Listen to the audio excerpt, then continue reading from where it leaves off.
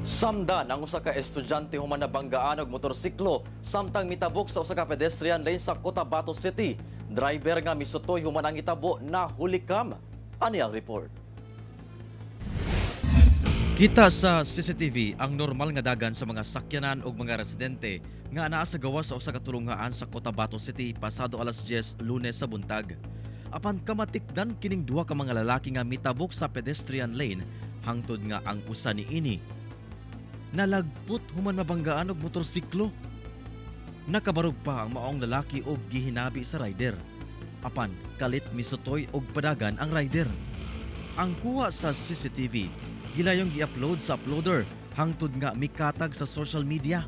Ang suspect mipatimaw sa otoridad pasado alas 10 sa buntag adlawng Martes alang sa settlement sa grade 12 student nga biktima kauban ang ginikanan niini.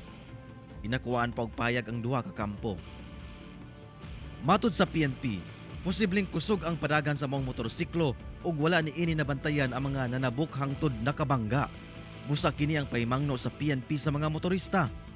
Paalala namin sa mga motorista na kapag tayo ay nagmamaneho, maging maingat po tayo at dahan-dahan po tayong takbo ng ating sasakyan o motorcycle, lalo na kapag tayo ay paparating na po sa isang pedestrian lane.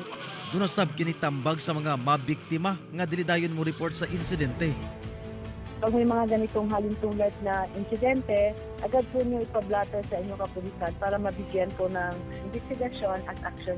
Kauban si Gary Palantayog, Bong Vicencio, Efren Mamak. 1 Mindanao.